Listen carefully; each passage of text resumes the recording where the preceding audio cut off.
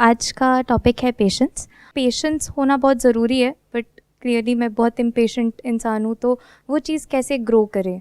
Sir patience मेरे according मुझे इसका कोई मतलब नहीं पता है। गूगल कुछ कहता है, लोग कुछ कहते हैं, बट जब मैंने खुद में देखा है, जैसे मैं अपना दिन स्टडी से स्टार्ट कर रही हूँ फॉर एग्जांपल, तो सर मेरे अंदर एक बहुत एंग्जाइटी, एक रश रहता है। कोई चीज़ मैंने अगर बहुत टाइम रिपीट कर दी, मैं गिव अप नहीं करती हूँ, कभी भी नहीं, बट वो पेशेंस के साथ थोड़े टाइम में बहुत डेडली लगने लगता है कि अब ये चीज़ें हो नहीं रही हैं, मज़ा नहीं आ रहा है, लाइव फील नहीं हो रहा है, पता है कि सुबह उठ के रोज़ एक काम रिपीट करना है। So I don't understand what is patient actually, and I want to understand from you sir.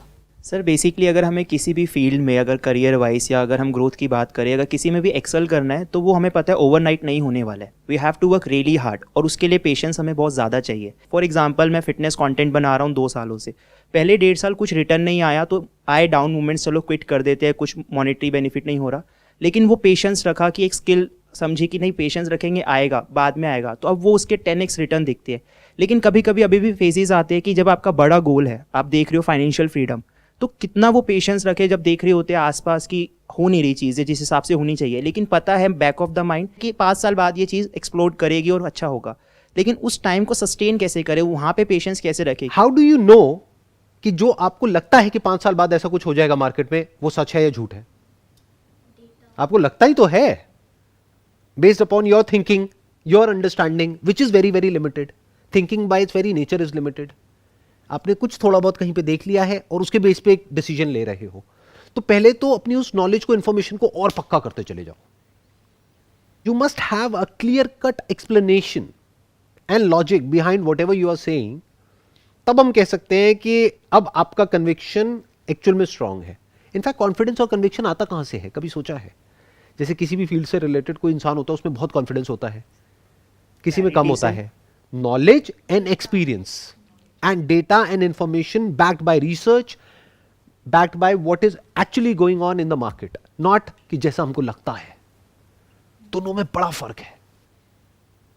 हम उसके बेस पे कि जैसा हमको लगता है कुछ भी प्लान बना लेते हैं, उस प्लान पे टिके रहते हैं, अपने प्लान को चेंज नहीं करते हैं और कहते हैं कि हमारे अंदर पेशेंस है। फिर 5 साल बाद कुछ नहीं होता है, अब फिर हम ना यहां के रहते हैं ना वहां के रहते हैं। 90% से ज्यादा बिजनेसेस फेल हो जाते हैं 5 साल के अंदर अंदर।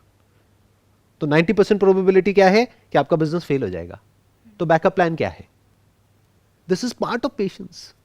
जैसे गाड़ी अगर पंचर हो गई तो एक है ऑप्टिमिज्म, एक्साइटमेंट कि अरे मेरी गाड़ी तो पंचर हो ही नहीं सकती, और हो गई तो देख लेंगे ना, कर लेंगे, तब की तब देखी जाएगी। समझ गए प्रॉब्लम? एक है आप जाने से पहले ही एक बैकअप प्लान बना रहे हो, यानी स्टेपनी है, उसमें भी हवा चेक करी और चल पड़े, पेशेंस आ गया आपके अंदर। नहीं तो जितना एक्साइटेड होगे उतना ही डिप्रेस भी हो जाओगे जब गाड़ी पंचर होगी।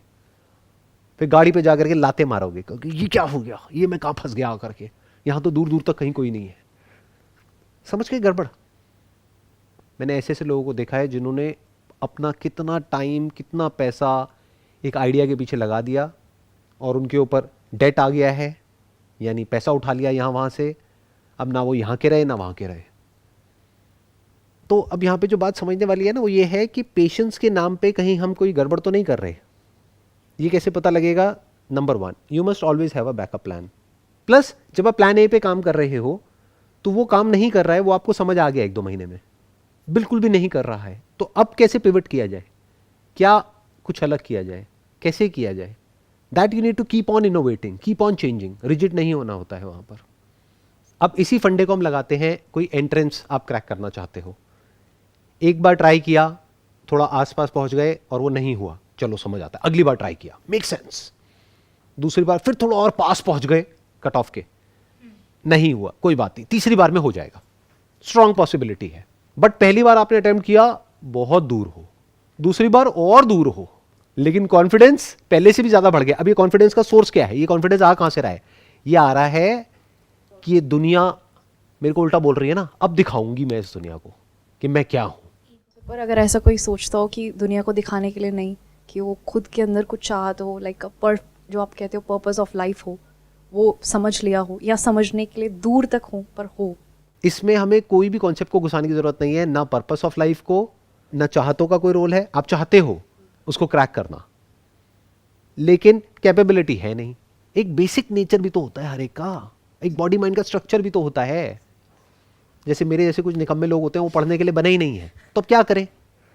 अब अगर मैं चाहता हूं कि मैं ये कर लूं लेकिन पढ़ाई में मेरा मन लगता नहीं है, तो क्लैश आ गया ना। तो पहले आपको अपने बेसिक नेचर को समझना पड़ेगा, बॉडी माइंड का जो स्ट्रक्चर है। एक्चुअल में देखना पड़ेगा कि रिजल्ट से आप कितना दूर हो। एक्चुअल में समझना पड़ेगा कि उस रिजल्ट को अचीव करने के लिए क्या करना है, क्या सैक्रिफाइसेस देने हैं, कितना पेन सहना है, क्या उस पेन को सहने के लिए तैयार हो, या फिर थियोरेटिकली तो तैयार हो कि हाँ मैं सह लूंगी उस पेन को, लेकिन जब सहने की बारी आती है तब हम प्रोक्रेस्टिनेट कर देते हैं। आज नहीं सहूंगी, कल सहूंगी, और वो कल कभी आता ही नहीं है। यानी आज नहीं पढ़ूंगी 8 घंटे, कल पढ़ूंगी, और वो कल कभी आता ही नहीं है। वो कल आता है एग्जाम से 1 हफ्ता पहले। ऐसे तो नहीं होने वाला।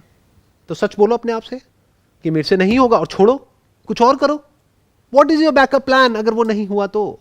तो वही अभी तक यही समझ आ रहा है सर कि अगर पेशेंस रखना है तो बेसिकली जो मेरा गोल है उसको छोटा छोटा में डिवाइड करना है और देखना है कि क्या ये छोटी चीज़ अचीव हो पा रही है। अगर ठीक है तो फिर आगे बढ़ते हैं, नहीं तो प्लान बी पे चलते हैं। परफेक्ट, बिल्कुल सही पकड़ा आपने कि मतलब अगर आप एक स्टार्टअप पे काम कर रहे हो तो आपको दिमाग ये नहीं लगाना है कि इस स्टार्टअप में मेरा ये प्रोडक्ट है, मेरा ये सर्विस है, मानो ये 1000 प्रोडक्ट कैसे बिकेंगे, या 10,000 कैसे बिकेंगे, या 1 लाख कैसे बिकेंगे, या वो मेरा कॉम्पिटिटर है उसके तो 10 लाख प्रोडक्ट बिक गए, मेरे 1 लाख कैसे बिकेंगे। ये नहीं सोचना है, ये सोचना है एक कैसे बिकेगा। 1 बिक गया तो 2 भी बिक जाएंगे, और 3 बिक गए जिस दिन, उस दिन समझ जाओ now you are in for something big. क्योंकि 1 तुक्का हो सकता है, 2 भी कह सकते हैं कि हाँ कोइंसिडेंस हो गया, 3 कोइंसिडेंस नहीं हो सकता। सर मेरा ये है, जैसे आप कोई भी बात कहते हो, एक एक बात सर, जैसे मैंने सर की वीडियो देखी, हर कोई कहता है मैंने देखी, मैं समझ के उन लाइफ को, नहीं सर मैं कैसे वो जो आप कह रहे हैं ना, वो कैसे मेरा माइंडसेट बने। तो आप आराम से सुनने की और समझने की कोशिश करो मैं अभी क्या कह रहा हूं, क्योंकि अगर मेरी एक बात समझ गए तो सारी समझ जाओगे, अगर एक नहीं समझे तो कोई नहीं समझ पाओगे। वही आ गया ना, जैसे 1 प्रोडक्ट बिक गया तो 100 भी बिक जाएंगे। ठीक है, तो अब इस बात को आराम से समझो, जो बात मैं कह रहा हूं कि जो भी आपका बड़ा गोल है जिसको आप अचीव करना चाहते हो, उसको ब्रेक डाउन कर दो स्मॉलेस्ट पॉसिबल गोल में। जब तक वो गोल अचीव नहीं होता है तब तक आपको इम्पेशेंस चाहिए, ताकि आप फटाफट हसल करो, चेंजेस लाओ, अलग अलग चीजें ट्राई करो, कभी ये किया, कभी वो किया, कभी वो किया। You must be impatient, hop करो फटाफट। ये नहीं हो रहा तो वो करके देखो, वो नहीं हो रहा तो वो करके देखो, इसको अलग तरीके से करके देखो, फिर ये देखो, फिर वो देखो। बट जहां थोड़ा सा भी कुछ हुआ, अब आपको पता है थोड़ा हो गया ना, अब कुछ बड़ा भी हो सकता है। सो सर यही चीज़, मतलब वो कन्विक्शन आया, अगर मैं एक पर्सनल एक्सपीरियंस की बात करूँ, कन्विक्शन आया like after working with people कि पता है कि होगा, ऐसा नहीं कि जस्ट बेस्ड ऑन एक्साइटमेंट 3 या 300 के साथ हवा में नहीं है, ठीक है। 300 लोगों के साथ आई हैव वर्क ऑलरेडी। और 300 लोगों ने कितने कितने रुपए दिए हैं? Sir on an average you can say 6 to 7,000। On an average आपने 1 से 6,000 रुपए लिया, तो टोटल आपका हो गया 300 इंटू 6,000, 18 लाख रुपए का यस सर, काम आप कर चुके हो। बट ये किसी मतलब प्लेटफॉर्म के साथ है। हाँ, आई अंडरस्टैंड, मार्केट प्लेस के थ्रू या हाँ, प्लेटफॉर्म, लेकिन वो आ रहे हैं सिर्फ मेरी कैपेबिलिटी को देके, क्योंकि 1 to 1 मैं उनको कोचिंग दे रहा हूँ, राइट। अब ये पता आया, ये कन्विक्शन आया बेसिकली कि ठीक है 300 आया है तो ये 3,000 भी जाएगा आने वाले टाइम में, ये 3 लाख भी जाएगा, और जो बड़ा विजन है वो होगा, क्योंकि वो 300 से कन्विक्शन इतना अच्छा मिला है, तभी वो स्विच भी करा करियर दूसरी फील्ड से इसमें। और बैकअप अभी भी रखा हुआ है, जो आपने बताया कि कभी कुछ नहीं होता, आई हैव अ बैकअप। ये बैकअप तब तक चाहिए था जब तक 300 नहीं हुए थे। अब 300 हो गए ना, अब कोई बैकअप नहीं चाहिए, क्योंकि ये बैकअप आपको तंग करेगा, बार बार दिमाग वहां पर लेकर के जाएगा। वही देखना ना, जैसी सिचुएशन बदलती है सब कुछ बदल जाता है, क्योंकि अब आप ऑलरेडी 18 लाख का बिजनेस कर चुके हो ना, चाहे किसी प्लेटफॉर्म के थ्रू किया, चाहे यहां से किया, वहां से किया। और प्लेटफॉर्म एक थोड़े ही है, दुनिया में हजारों है। अगर इंडिया में एक प्लेटफॉर्म है तो वर्ल्ड में और बहुत सारे प्लेटफॉर्म्स है। Now you don't need a backup plan, क्योंकि किक स्टार्ट मिल चुका है। 2, 4, 5, 10, 20, 50 तक भी होता तो मैं कहता चलो बैकअप प्लान रखो। अब किसी बैकअप प्लान की जरूरत नहीं है, अब तो अपना सब कुछ लगा देना है उसके अंदर। अब ऐसा है कि आपने कहीं कुआं खोदना शुरू किया और पानी निकलना शुरू हो गया है, अब बैकअप का क्या करोगे? अब तो कंफर्म्ड हो गया ना कि यहां पे पानी है, अब तो उसको खोदते रहना है ताकि और पानी निकले। इसी में अपनी पूरी अब जान लगा दो, उस किसी के बारे में उसके अंदर इतना डेप्थ में चले जाओ, इतना उसको हर एंगल से देख लो कि अब इसकी क्या क्या पॉसिबिलिटीज है, कि ये जो आपने किया एक तरीके से किया, एक प्लेटफॉर्म के थ्रू किया, और किस किस तरह से कर सकते हो, कैसे कैसे कर सकते हो। अब 300 से 3,000 पे कैसे जाना है, that's what you need to think. और जो लोग गए हैं उनकी बुक्स पढ़ो, उनकी वीडियोस देखो, ध्यान से देखो वो ऐसा क्या कर रहे हैं जो आप नहीं कर रहे हो सकता है प्रोडक्ट में फर्क ना हो, पैकेजिंग में फर्क हो, क्योंकि आप बेसिकली फिटनेस की फील्ड में हो तो आप खुद एक प्रोडक्ट हो, तो अब आपको देखना है कि उसमें जो लोग टॉप पे बैठे हैं वो अपने आप को कैसे मार्केट करते हैं। तो हो सकता है आपको एकदम से नजर आए कि अरे उनका way of dressing, way of presentation, way of talking बिल्कुल अलग है मुझसे, तो अब उस गियर में जाना है। अभी आप पहले गियर में गाड़ी चला रहे हो, अब ये सेकंड गियर है, फिर एक थर्ड गियर नजर आएगा इंटरनेशनली कहीं पर, यूएस में, यूके में, यूरोप में, कहीं पर भी, फिर एक फोर्थ गियर नजर आएगा, फिर फिफ्थ गियर नजर आएगा, और ये आगे बढ़ता ही रहेगा। अपर लिमिट कोई नहीं है। तो सर यहाँ पे तो पेशेंस का रोल नहीं है, यहाँ पे तो जो चीज़ें आ रही है उस पर वर्क करते रहो, और पता है कि ठीक है चल रहे हैं आगे करते रहो, बस इंप्रूव नहीं, करते रहो। अब यहाँ पे एक्चुअल में पेशेंस का रोल है, ध्यान से समझना। जब तक सक्सेस नहीं मिली है तब तक आपको इम्पेशेंट होना है। एक बार सक्सेस मिल गई है अब पेशेंस चाहिए, क्योंकि अब 1-2 दिन में नहीं होगा ये काम। 300 का 3000 या 300 का 3 लाख 1-2 दिन में नहीं होगा। अब आपको पेशेंस चाहिए, अब स्ट्रैटेजी बनानी होगी, क्योंकि अब आपको एक लॉन्ग टर्म विजन चाहिए अगले 5 साल की, 10 साल की, कि क्या होगा। तो सर कहीं ना कहीं वहाँ पे हमें ट्रेड ऑफ भी देखने पड़ेंगे। अगर वो लॉन्ग टर्म हम देख रहे हैं तो कुछ चीज़ें छोड़नी भी पड़ेगी, जो सेक्रीफाइसेस की आपने बात बिल्कुल छोड़नी पड़ेगी, और छोड़ना ही चाहिए। इसीलिए मैंने कहा ना, अब बैकअप प्लान की जरूरत नहीं है। बैकअप प्लान की जरूरत तब तक होती है जब तक कि आप हवा में हो। जब पैर जमीन पर है तो बैकअप प्लान की कोई जरूरत नहीं है। जैसे सर्कस में होता है कि अगर नीचे गिरे तो नेट है, तो नेट क्या है? बैकअप प्लान है। क्यों है? क्योंकि आप हवा में लटक रहे हो। तो जब तक हवा में हो बैकअप प्लान चाहिए, क्योंकि गिरे तो मर जाओगे। अब जब जमीन पे हो और गिर गए, उसके लिए क्या बैकअप प्लान है? पैदल चल रहे हो, उसके लिए क्या बैकअप प्लान है? सर इसमें डेली बेसिस पे कैसे रोल प्ले होता है पेशेंस का? डेली बेसिस इंपॉर्टेंट नहीं है। आपको पहले ये देखना पड़ेगा कि पास्ट आपको क्या कह रहा है, डेटा क्या बोल रहा है। आप क्या बोल रहे हो, नॉट इंपॉर्टेंट। घर वाले क्या बोल रहे हैं, नॉट इंपॉर्टेंट। फ्रेंड्स, रिलेटिव्स, दुनिया क्या बोल रही है, नॉट इंपॉर्टेंट। डेटा क्या बोल रहा है। फॉर एग्जाम्पल, आप एक एंट्रेंस को क्रैक करना चाहते हो, तो आपने पिछली बार जो अटेम्प्ट दिया उसमें आप कितना पास पहुंचे, तो डेटा क्या कह रहा है। आप चाहते हो उसको क्रैक करना, लेकिन एक्चुअल में आपने पढ़ाई करी है 1-2 घंटा, वो भी एग्जाम से 2 महीना पहले, तो डेटा कुछ और कह रहा है। सर यहाँ पे एक ये चीज़ था कि जब जैसे आपने वो कहा कि जब 300 कस्टमर्स हो गए तो अब हमें बैकअप प्लान नहीं चाहिए, तो यहाँ पे कई बार एक्सपेक्टेड रिज़ल्ट ही आए ऐसा तो ज़रूरी नहीं है। कई बार हम जो सोचते हैं वो नहीं होता है, तो उस पॉइंट पे हम कैसे मतलब चलते रहे? क्यों चलते रहना है? डेटा क्या कह रहा है? डेटा तो कह रहे 300 कस्टमर्स आ गए हैं, मतलब अपना अगर plan डेटा तो कह रहा है कि 300 कस्टमर्स आ गए हैं, तो दैट मीन्स कि किसी वजह से ही आए हैं, ऐसे ही तो नहीं आ गए। अपने आप तो खुद चल करके नहीं आ गए, कुछ तो आपने एफर्ट किया ही होगा, बहुत कुछ किया होगा तभी आए। कोई छोटा नंबर तो नहीं होता 300। तो जब 300 आ गए तो 600 भी आ सकते हैं, 1000 भी आ सकते हैं, 2000 भी आ सकते हैं। बट नहीं आए तो अब समझना पड़ेगा, नहीं आए तो बिल्कुल वैलिड पॉइंट है, बट क्यों नहीं आए? क्या मार्केट चेंज हो रही है? जैसे फॉर एग्जांपल कोविड की वजह से लॉकडाउन लगा, बहुत सारे लोगों के जो रेस्टोरेंट्स थे वो बंद हो गए। क्यों? क्योंकि उनकी जगह का रेंट था, जो मकान मालिक था उसने रेंट कम किया नहीं, उनके पास में रेंट देने के पैसे नहीं, तो उनका रेस्टोरेंट बंद हो गया। तो आप ये पूछ रहे हो कि अगर नहीं हुआ तो, ये तब पूछ रहे हो जब तक वो रेस्टोरेंट नहीं चला है, यानी अपने खर्चे नहीं निकाल रहा है, तब तो समझ आता है। चल गया है फिर भी अगर नहीं चला तो हाँ हो सकता है। कब हो सकता है? अगर वापस से कोई दूसरा पैंडेमिक आ जाए, या फिर कोई अर्थक्वेक आ जाए, या फिर साथ में कोई ऐसा रेस्टोरेंट खुल जाए जो आपसे बेटर, आपसे कम प्राइस पे दे दे, तो अब आपको अपने आप को चेंज करना होगा। बट वो तो कहीं भी हो सकता है, वो तो जॉब में भी होता है। जॉब में आपने बहुत एफर्ट किया और उसके बाद में आपको निकाल दिया, तो आप क्या करोगे? वही मतलब अनफेवरेबल सर्कमस्टेंसेस वो तो में कहीं भी हो सकते हैं। But all I am saying is कि अगर आपकी एक जॉब लग गई है अपनी कैपेबिलिटी के बेस पे, तो दूसरी भी लग सकती है। बट अगर 3 लग गई हैं अलग अलग कंपनीज में, अब 30 भी मिल सकती है, 300 भी मिल सकती है, 3000 भी मिल सकती है। समझ गए? एक तुक्के से मिल सकती है। अगर आपको एक जॉब मिली है, उसके बेस पर आप एक्साइटेड हो रहे हो, मैं तो ये हूं, मैं तो वो हूं, हो सकता है उस कंपनी से आपको निकाल दे, दूसरी जॉब आपको मिले ही ना। तो अभी ज्यादा पेशेंस नहीं चाहिए, अभी अपने आप को आजमाना है, सेटल नहीं हो जाना है। लोग ये गड़बड़ कर बैठते हैं, फिर बाद में बुरी तरीके से फंसते हैं। ये टाइम सही है अपने आप को आजमाने का। क्यों? क्योंकि अभी शादी नहीं हुई है, बच्चे नहीं हुए हैं, तो अपने आप को आजमाओ। यानी एक कंपनी में काम करो 1 साल तक, इमीडिएटली सेकंड के लिए ट्राई करो, वहां पे 1 साल काम करो, फिर थर्ड के लिए ट्राई करो, फिर जाकर के 25, 26, 28 साल की एज में जाकर के कहीं पे सेटल हो जाओ, क्योंकि आपको अब टेंशन नहीं है। क्योंकि आपकी तीसरी या चौथी जॉब है। आपको पता है अच्छा 3 मिल गई ना, 3 जगह हो गया ना, तो 30 भी हो सकता है, 300 भी हो सकता है। समझ गए ना इस फंडे को हमने कैसे वहां पे अप्लाई किया। बट आप एक जॉब के भरोसे बैठे हो, आपने कहा नहीं अब तो जीना यहां मरना यहां, और एक्चुअल में 15 साल बाद उन्होंने आपको निकाल दिया। अब दूसरी जॉब मिलती कैसे है वो आपको पता ही नहीं। अब ऐसे पॉइंट पे जा करके जब पूरी फैमिली आप पे डिपेंड करती है, खर्चे आपने अपने बढ़ा लिए हैं, अब मार्केट में आप धक्के खा रहे हो कि मेरे को जॉब मिल जाए, बट कभी आपने अपने आप को आजमाया ही नहीं। मैंने क्या कहा, जब तक सक्सेस नहीं मिलती है तब तक इम्पेशेंस चाहिए।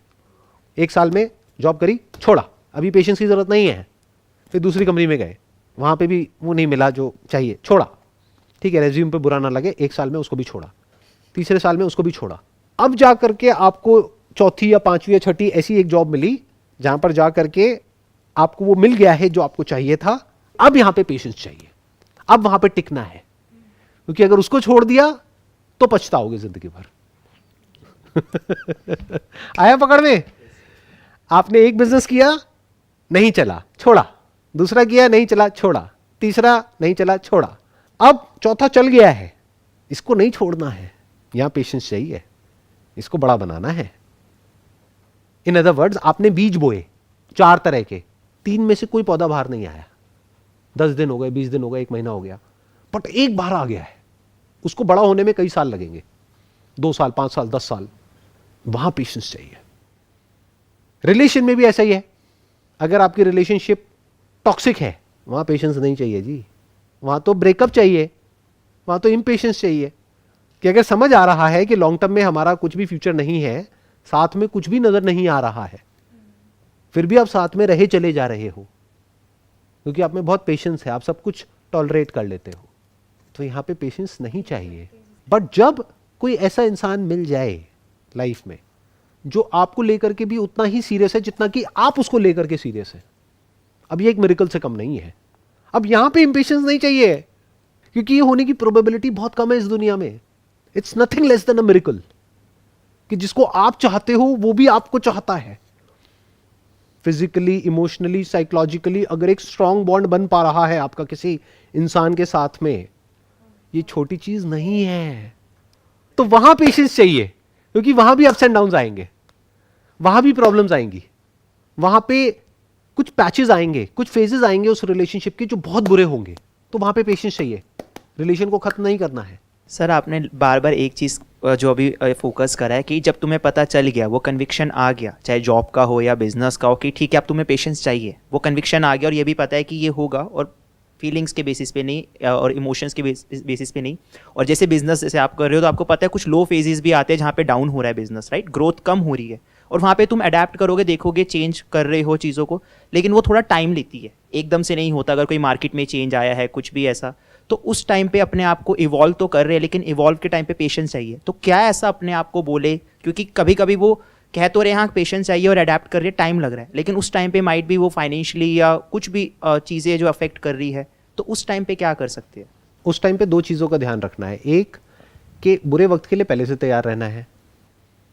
आप एक बिजनेस कर रहे हो, आज आप कह रहे हो कि मेरे 300 कस्टमर्स हो गए और 6,000 रुपये मैंने लिए, 18 लाख रुपए यहाँ से लिए, बाकी प्लेटफॉर्म ने ले लिए, थोड़ा बहुत आपको मिल गया।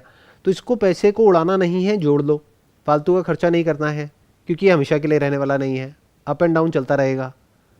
फाइनेंशियल फ्रीडम जिसकी मैं बात करता हूँ वो ये नहीं है कि आपको बहुत पैसा आने लग जाएगा। बहुत पैसा क्या होता है, बहुत लोग हैं उनके पास बहुत पैसा आता है, उनके खर्चे भी बहुत होते हैं।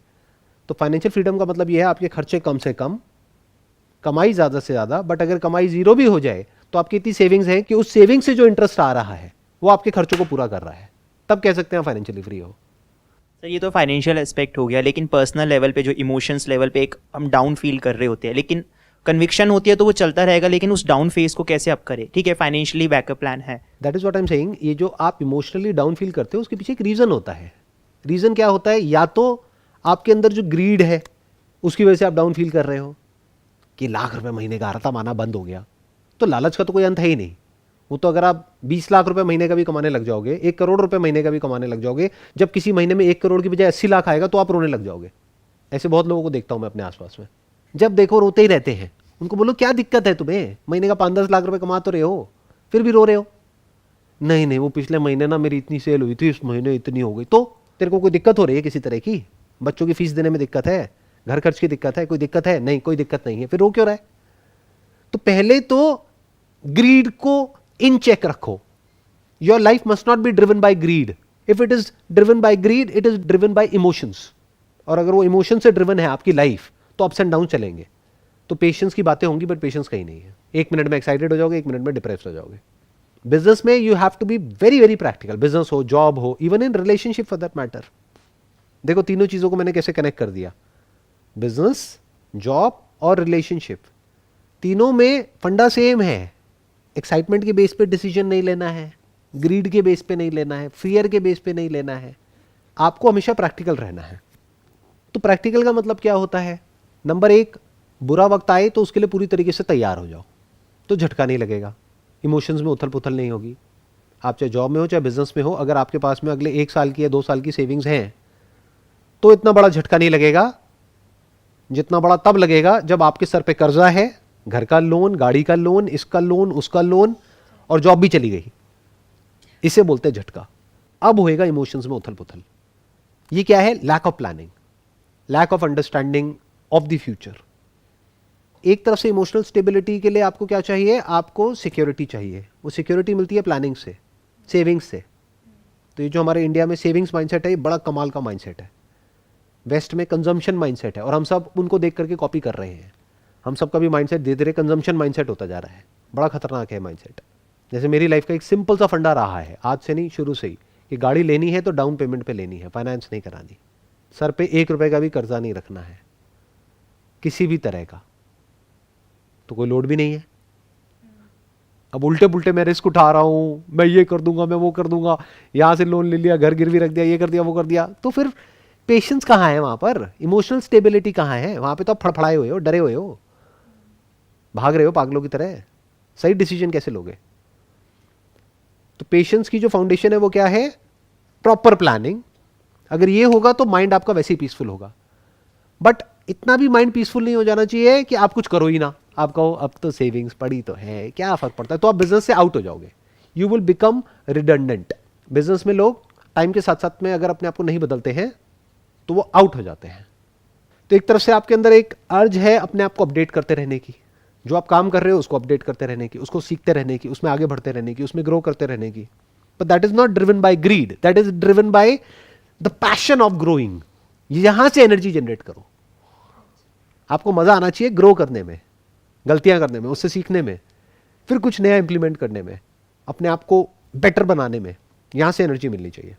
यहां से नहीं कि मेरे पास इतना पैसा आ रहा है, उतना आ रहा है. उससे क्या फर्क पड़ता है? कभी कम आ जाएगा, कभी ज्यादा आ जाएगा, कभी आ जाएगा, कभी चला जाएगा. अब इस काम में मेरे को पैसा मिल रहा है या मेरा पैसा जा रहा है?